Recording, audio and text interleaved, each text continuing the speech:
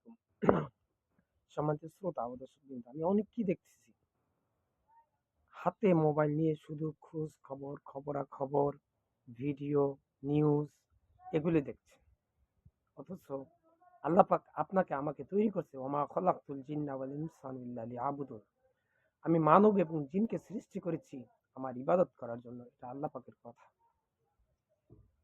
কিন্তু সেই জায়গায় আমরা কি করছি? মোবাইলটা ধরি, ভিডিও দেখছি, ফানি ভিডিও দেখছি, শর্ট ভিডিও দেখছি, বিভিন্ন নিউজ দেখছি।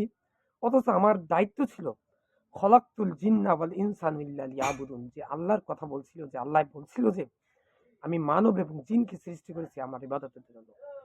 আমার খোঁজ খবর, ভিডিও, বিভিন্ন প্রান্তের তথ্য মথ্য কোনো প্রয়োজন নয়। আমি সবসময় হাতে কাজ মুখে লা ইলাহা ইল্লাল্লাহ, এটা থাকবে আমার কাজ।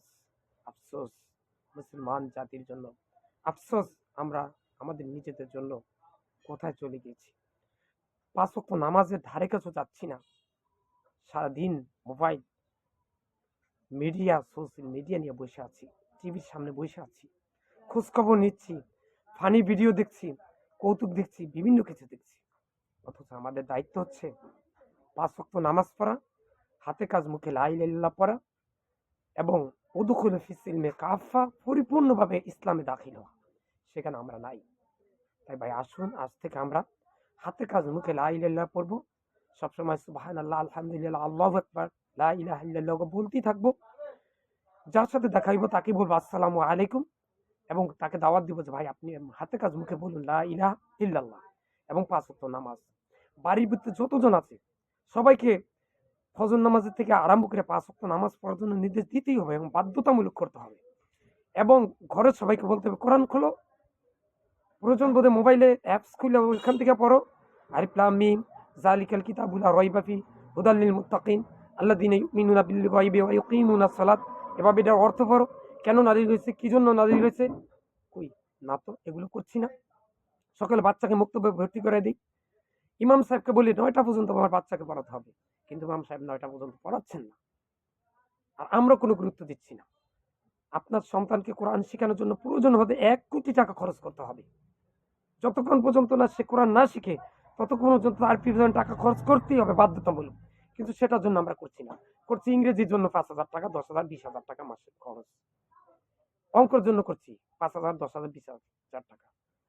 ইংরেজি সাবজেক্টের জন্য করছি, ম্যাথের জন্য করছি, সায়েন্সের সাবজেক্টের জন্য করছি, বীজগণিত, ফিজিক্স, কেমিস্ট্রি, বায়োলজি এগুলোর জন্য করছি। কিন্তু কোরআন শেখার জন্য 500 টাকা খরচ করতে চাচ্ছি না। আফসোস। অথচ আল্লাহ আমাদেরকে বানিয়েছে ওমা খলাকতুল জিন্না ওয়াল ইনসানা ইল্লা লিয়াবুদুন। তাই আসুন, আজ থেকে আমরা 5 ওয়াক্ত নামাজ পড়ি, এবং যারা কোরআন পড়তে পারি না তারা একটা কায়দা কিনি, আলিফ বা তা সা পড়ি। 60 বছর বয়স তারপর পড়তে হবে, 70 বছর বয়স তারপরে পড়তে হবে। কার কাছে পড়বেন? মেয়ের কাছে পড়ুন, পুত্র বোর কাছে পড়ুন, তারপরে স্ত্রীর কাছে পড়ুন, স্বামীর কাছে পড়ুন। শিখতেই হবে বাধ্যতামূলক। ইয়া আল্লাহ, আমি সহ পৃথিবীর সকল মুসলিম উম্মাকে তুমি শিরক, বেদাত, কুফরি ও গীবত মুক্ত রেখে মৃত্যুর সময় মুখে যেন লা ইলাহা ইল্লাল্লাহ পড়ে যেন মৃত্যুবরণ করতে পারে সেই তৌফিক দান করো। ইয়া আল্লাহ, ফিলিস্তিনের স্বাধীনতা দান করো। ফিলিস্তিনের জন্য তুমি হাসবুনাল্লাহু ওয়া নি'মাল ওয়াকিল, নি'মাল মাওলা ওয়া নি'মান নাসির, সাহায্যকারী হিসাবে তুমি হয়ে যাও। নাসরুম মিনাল্লাহি ফাতহুন করিব। আল্লাহ, এটা আমার ক্ষেত্রে হয়ে যাও। আমি সহ পৃথিবীর সকল মুসলিম উম্মার জন্য তুমি হয়ে যাও অভিভাবক। হাসবুনাল্লাহু ওয়া নি'মাল ওয়াকিল, নি'মাল মাওলা ওয়া নি'মান নাসির। এজন্য আমি তোমার কাছে কামনা করছি, আমার বিপদ আপদের সময় আমি তোমাকে হাসবুনাল্লাহু ওয়া নি'মাল ওয়াকিল, নি'মাল মাওলা ওয়া নি'মান নাসির, আমি তোমাকেই চাই এই ক্ষেত্রে।